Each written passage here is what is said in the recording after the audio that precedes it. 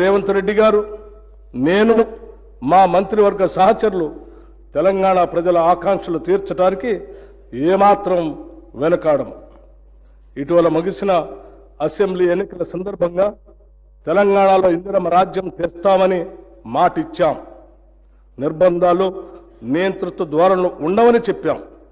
ప్రజా సంక్షేమం కోసం 6 గ్యారంటీలు ప్రకటించాం. బాధ్యతలు స్వీకరించిన వెంటనే ఇచ్చిన హామీలు, చెప్పిన మాటకు కట్టుబడి హామీలకు చట్టబద్ధత కల్పించే ఫైలుపై గౌరవ ముఖ్యమంత్రి శ్రీ రేవంత్ రెడ్డి గారు తొలి సంతకం చేయటం మా ప్రభుత్వ సంకల్పానికి, చిత్తశుద్ధికి నిదర్శనం. నూతన ప్రభుత్వం తొలి అడుగులోనే సంక్షేమానికి నాంది పలికింది. ప్రజలకు ఇచ్చిన ప్రతి మాటకు ప్రభుత్వం కట్టుబడి ఉంది. మన రాష్ట్ర క్లిష్ట ఆర్థిక పరిస్థితులపై ఈ సభకు ఇదివరకే శ్వేతపత్రం ద్వారా సవివరంగా వాస్తవాలను తెలిపాం.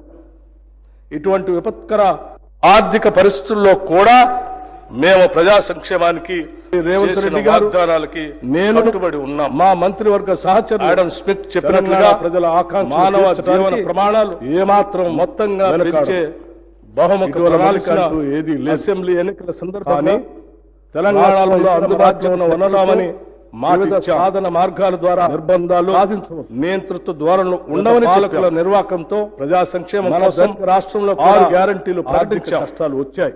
బాధ్యతలు కూడా ఇచ్చిన హామీలు, చెప్పిన మాట ఆర్థిక వ్యవస్థబడి హామీలకు చట్టబద్ధత కల్పి రాష్ట్రంలో మౌలిక సదుపాయాల కల్పన గౌరవ ముఖ్యమంత్రి శ్రీ రేవంత్ రెడ్డి గారు ఏమాత్రం అవసరం లేని ఆర్భాటాలకు డబ్బు ఖర్చు చేశారు. చిత్తశుద్ధికి ఆర్థికంగా ఎంత దురదృష్టకర పరిస్థితిలో ఉందంటే తొలి అడుగులోనే ప్రతి నెల సంక్షేమానికి 1వ తేదీన నాంది పలికి రాష్ట్ర ప్రభుత్వ ఉద్యోగులు ప్రజలకు ఇచ్చిన ప్రతి మాటలకు జీతాలు ఇవ్వలేనటువంటి పరిస్థితి.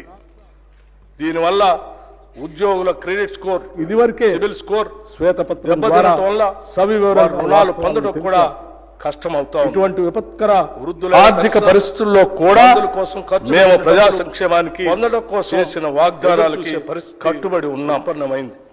ఆడమ్ స్మిత్ చెప్పినట్లుగా మానవ తెలంగాణ రాష్ట్ర ఆర్థిక పరిస్థితిని మొత్తంగా ప్రజల జీవితాలను బహుముఖ ప్రణాళిక దిశగా సాగిన ప్రజా వ్యతిరేక పాలనకు రాష్ట్రంలో అందుబాటులో ఉన్న వనరులతో వివిధ సాధన మార్గాల ద్వారా స్వామ్య వ్యవస్థ యొక్క గొప్పతనం గత పాలకుల నిర్వహణ రాష్ట్ర ఆర్థిక రాష్ట్రంలో కూడా మెరుగుపరచడానికి వచ్చాయి. ఇప్పటికే దుబారా ఖర్చులు తగ్గించాం. రాష్ట్ర ఆర్థిక వ్యవస్థ ఆర్థిక క్రమశిక్షణతో పాటు రాష్ట్రంలో మౌలిక సదుపాయాల కల్పనకు అందించాలన్నదే మా లక్ష్యం. ప్రజలకు ఏమాత్రం అవసరం లేని ఆర్భాటాలకు డబ్బు ఖర్చు చేశారు. రాష్ట్రం ఆర్థికంగా ఎంత దురదృష్టకర పరిస్థితిలో ఉందంటే ప్రతి నెల 1వ తేదీన రాష్ట్ర ప్రభుత్వ ఉద్యోగులకు మరియు పెన్షనర్లకు జీతాలు ఇవ్వలేనటువంటి పరిస్థితి. దీనివల్ల ఉద్యోగుల క్రెడిట్ స్కోర్, సిబిల్ స్కోర్ దెబ్బతినటం వల్ల వారు రుణాలు పొందడం కూడా కష్టమవుతా ఉంది. వృద్ధులైన పెన్షనర్లు మందుల కోసం ఖర్చు పెట్టిన డబ్బులు పొందడం కోసం ఎదురు చూసే పరిస్థితి ఉత్పన్నమైంది.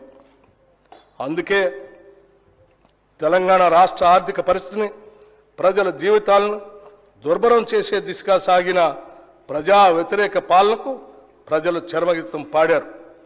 ఇదే మన ప్రజాస్వామ్య వ్యవస్థ యొక్క గొప్పతనం.